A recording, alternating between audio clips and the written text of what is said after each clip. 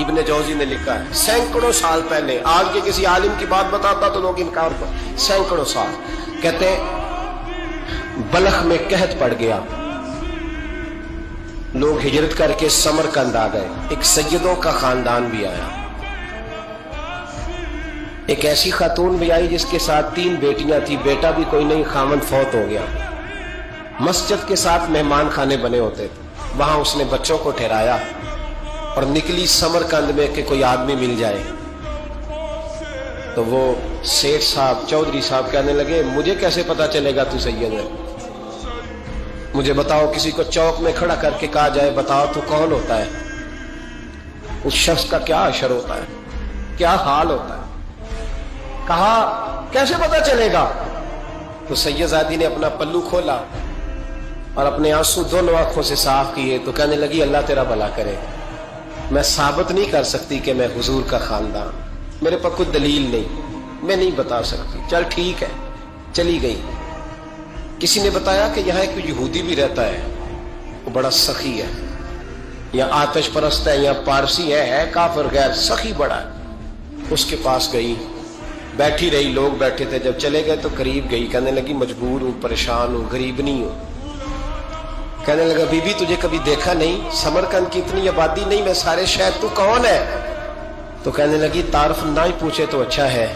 اس نے کہا چلو اگر پتہ چل جائے تو، کہنے لگی میں مسلمانوں کے نبی کی اولاد ہوں، مسلمانوں، اس نے کہا پیغمبر خدا کی اولاد، اٹھ کے کھڑا ہو گیا، بی بی کو ساتھ لیا، گھر گیا، کہنے لگا جو صاف ستھرا کمرہ ہے نا اسے پھر دھو ڈالو، ایک دفعہ پھر دھو ڈالو، کمرہ دھلایا، صاف کرایا، پھر کہنے لگا بی بی میرے برتن زیادہ صاف ستھرے نہیں، میں نئے نہ خرید کے لا دوں، پھر نئے برتن لایا، پھر اپنے بچوں سے کہنے لگا اونچا نہ بھولنا کہ سیدہ فاطمہ کی شہزادیاں آئی، یہاں کوئی شخص اونچی بات نہ کرے۔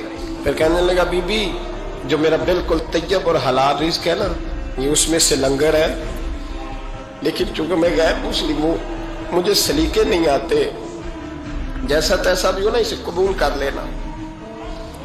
خاتون کو کہنے لگا یہ گھر ہے، جب تک جی چاہے یہاں رہنا، اور دیکھنا ہو سکے تو رات اپنے نبی سے سفارش کرنا، میرا بھی کوئی مسئلہ، میری بھی کوئی قبولیت کہیں ہو جائے۔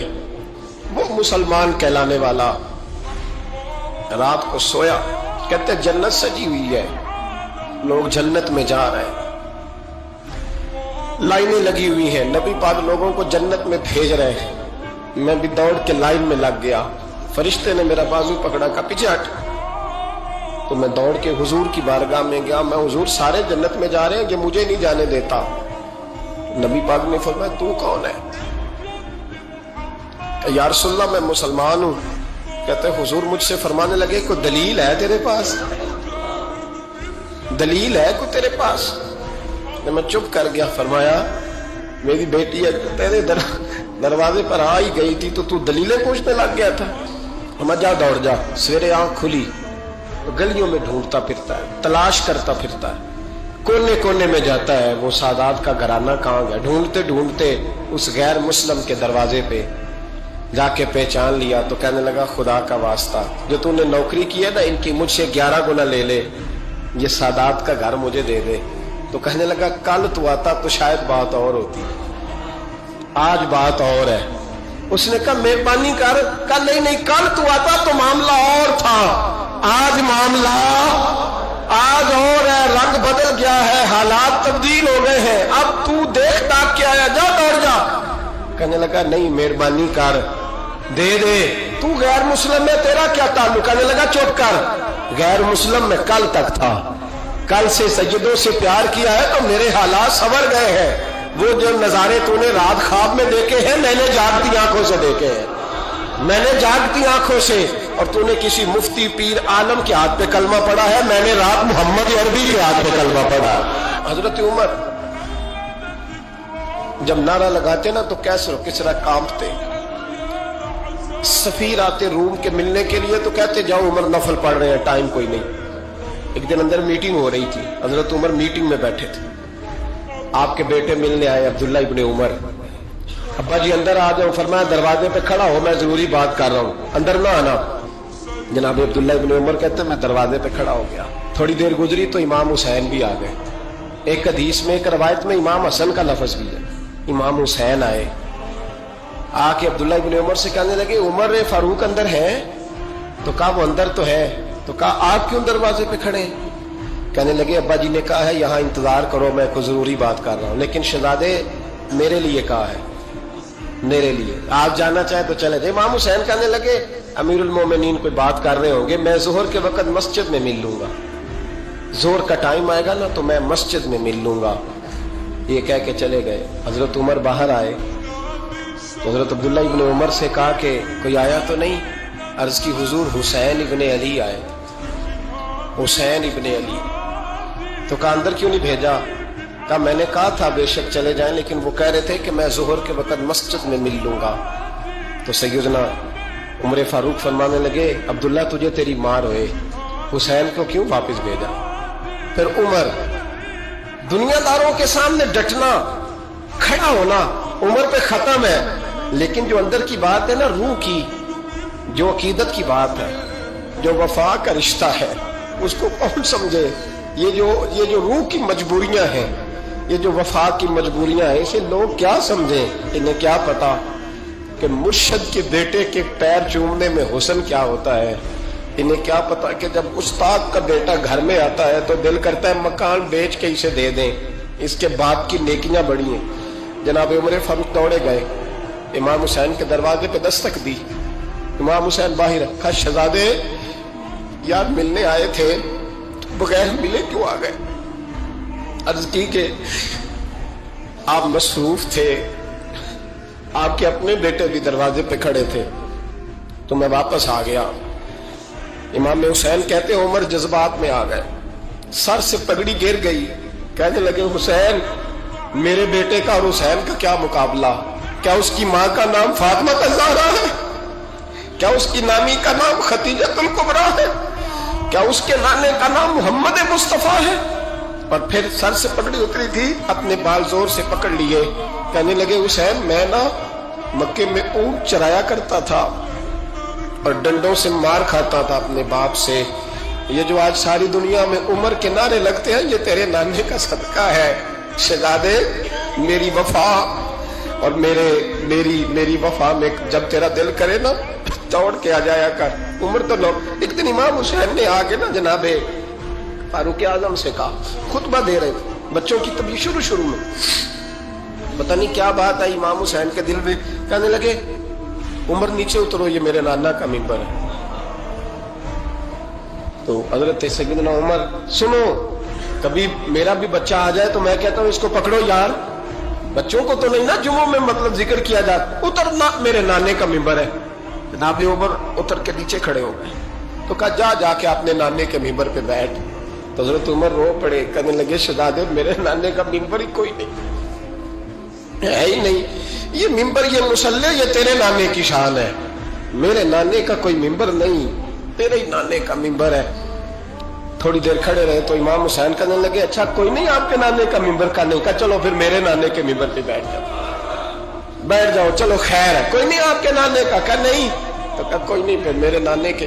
जब हजरत उमर बैठे तो बड़ा शानदार जुमला का फरमाने लगे, मैं मिंबर पर मर्जी से नहीं बैठा था, मुझे अबू बकर ने बिठाया था, और फिर हुसैन के कहने पे मैं उतरा हूं, अब मुझे हुसैन ने बिठाया है, अब किसी की जुर्रत है तो उमर को उतार के दिखाए, अब मैं हुसैन का तेरी नस्ल पाक में।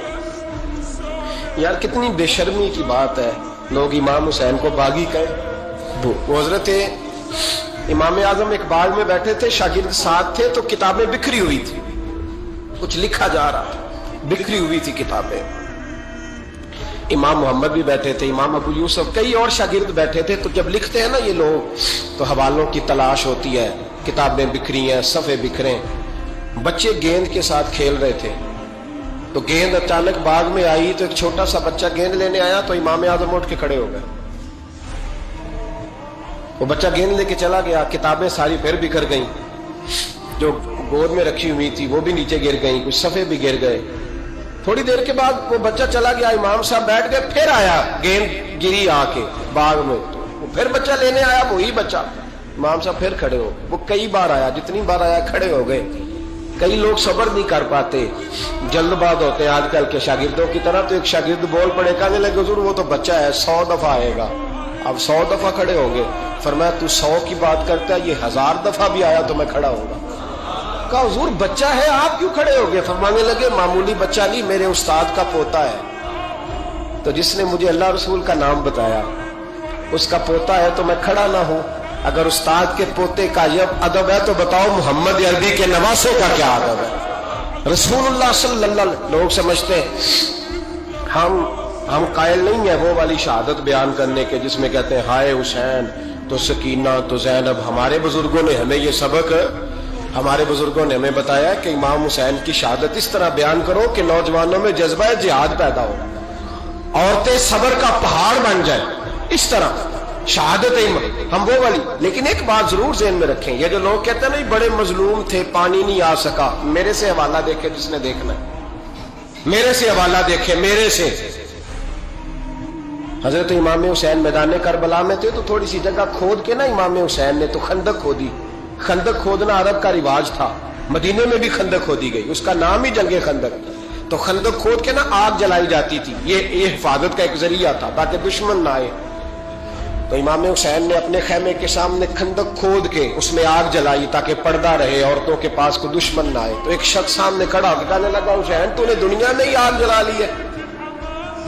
माज अल्लाह सुम्मा माज अल्लाह, कहने लगा आगे तो आग मिलेगी, यहां जला ली है। तो इमाम हुसैन कहने लगे मैं हुक्म देता हूं आग को कि तुझे अभी पकड़ ले। लोग कहते हैं मजलूम थे, मैं हुक्म देता हूं आग को तुझे अभी पकड़ ले। ये लफ्ज इमाम हुसैन ने कहे। मैं 3 किताबें तो मेरी लाइब्रेरी में अभी हैं जिनमें हवाला है, 3 कुतब से, और आज कल परसों की किताब नहीं, सैकड़ों साल पुरानी। जब कहा ना मैं हुक्म देता हूं तो वो आदमी घोड़े से नीचे गिरा, घोड़े से नीचे गिरा, और घोड़े की रिकाब के अंदर उसका पैर उलझा। घोड़ा डर के इतना दौड़ा कि जाके उस आदमी को आग में फेंक दिया। इमाम हुसैन के सामने जल के मर गया। ये हुसैन इब्ने अली है, ये अभी हुक्म देते तो फरिश्ते अभी आ जाते, ये अभी बात करते तो सारी दुनिया की फौजें अभी इकट्ठी हो जाती, ये अभी हुक्म देते तो अभी आ जाते। और सुनो, अगर जनाब इस्माइल के लिए दुम्बा आ सकता है तो वो तो हजरत इब्राहिम के बेटे थे, और ये तो मुस्तफा की औलाद है, इनके लिए क्या कुछ नहीं हो सकता। लेकिन इमाम हुसैन ने पसंद किया था करबला के जिहाद को, इसको पसंद किया था मौला अली ने, वो अपनी पसंद पे थे। कोई आदमी इस तरह ना बयान करे कि बड़े मजलूम थे तो बड़ी मुश्किल में थे तो बड़ा रोते थे बड़े, और कोई शख्स ऐसी बात। यहां तो तमाशा लग गया है, तमाशा लग गया है। एक वो है जो आजकल कह रहे बस जी वो तो 2 शहजादों की जंग थी, उन्हें भी शर्म नहीं आती, और एक मिंबरों पे चढ़े हुए हैं, चेहरे पे दाढ़ी कोई नहीं, सर पे टोपी कोई नहीं, बाजारी सा अंदाज है, कभी दौड़ के इधर जाते हैं, कभी भागते हैं, कभी कहते हैं ऊंचा बोलना, पैरों पे खड़ा होना, ये लोग बयान करेंगे इमाम हुसैन की बात, ये लोग बयान करेंगे। बीबियों के मसाइब पढ़ रहा हूं, और बीबियां होती हैं जो हाय हाय करती हैं, बाबेला करती हैं। ये मेरे नबी का खानदान है, ये मेरे नबी का खानदान है, नबी का खानदान। मैं हवाला दिखाऊंगा, मुझसे सुनो हवाला। हजरत सैयदा जैनब ने सारे जनाजे देखे, भतीजों को, भांजों को, सबको शहीद होते देखा। औरतें डरती मैयत को हाथ नहीं लगाती, चीखती है बीबियां। लेकिन हजरत जनाब जैनब ने पता क्या देखा था, कुछ सुनना जरा। इमाम हुसैन की लाश मुबारक करबला में पड़ी थी, और इमाम हुसैन का सर काट के नेज़े पे चढ़ाया गया था, और वो बीबियों के सामने सामने खाली सर चढ़ रहा था, और सैकड़ों मील का सफर करके दमिश्क के बाजारों से गुजरता वो सर गया। आज मैं सर की बात नहीं करता, सर की, आप मर्द हैं, जवान है सारे, यहां किसी का कटा हुआ हाथ फेंक दिया जाए ना, हाथ तो लोग चीखे मार के दौड़ जाएंगे, बल्कि हाथ तो दूर रहा, किसी की उंगली काट के यहां फेंकी जाए तो लोग चीखे मार के मर्द दौड़ जाएंगे। लेकिन कटा हुआ सर देखा, लाशें देखे, यजीद का दरबार आया, बीबी साहबा को ना ऐसे औरतों ने अपने हाले में लिया है। सैयदा जैनब वहां बैठ गई, तो जब बोला ना यजीद दरबार में, कहने लगा कि देखो अल्लाह ने इज्जत वालों को इज्जत दी, معاذ اللہ ثم معاذ اللہ۔ اور میرے مخالفین کا کیا حشر ہوا جب اس نے دیکھیں نا، ایک آدمی مجبور ہے، مقہور ہے، اتنا لمبا سفر ہے، غربت ہے، پیاس ہے، بیماری ہے، کیا انداز ہے جب اس عالم میں یزید کے دربار میں اس نے گستاخی کی امام حسین کی۔